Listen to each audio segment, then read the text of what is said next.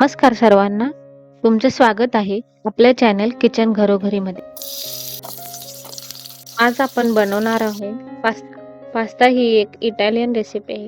लहानांपासून मोठ्यांपर्यंत सर्वांना हा पास्ता आवडतो. चला तर आपण कृती पाहूया.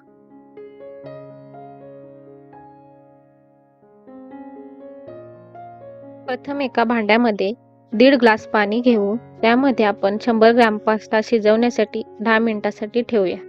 त्यामध्ये थोडे मीठ टाकू व 1 चमचा तेल टाकून शिजवण्यासाठी ठेवूया.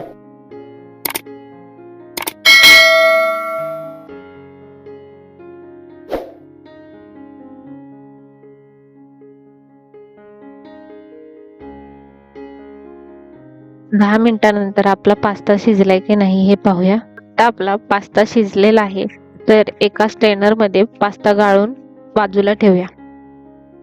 एका पॅन मध्ये 2 चमचे तेल घेऊया.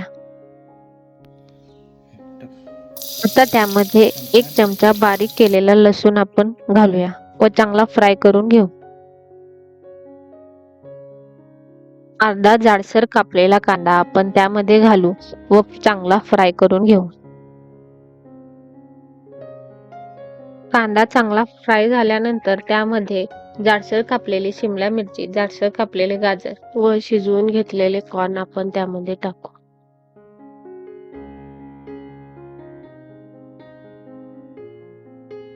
चांगलं भाजून घ्यायचं आपल्याला. त्याचा क्रंचीनेस आपल्याला घालवायचा नाहीये. चवीनुसार मीठ घालायचंय त्यामध्ये.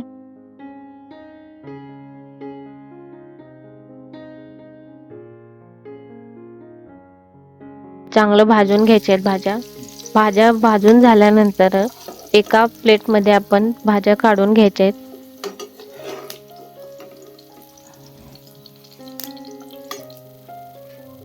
व त्याच पॅन मध्ये 50 ग्रॅम आपल्याला बटर घालायचंय.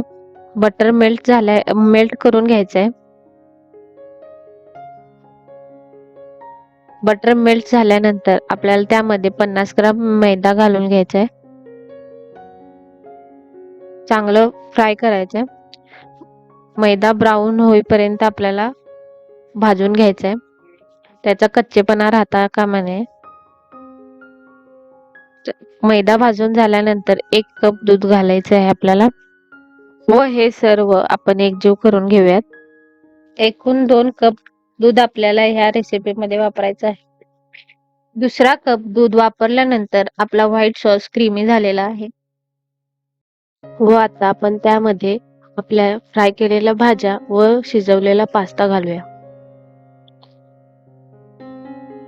आता हे सर्व आपण व्यवस्थित मिक्स करून घेऊया.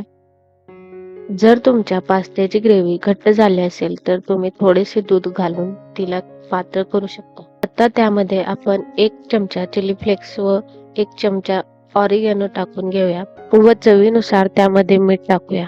तुम्हाला अधिक तिखट हवे असल्यास तुम्ही आणखीन 1 चमचा चिली फ्लेक्स टाकू शकता. आपला क्रीमी व्हाईट सॉस पास्ता तयार आहे. चला आपण सर्व करून घेऊयात.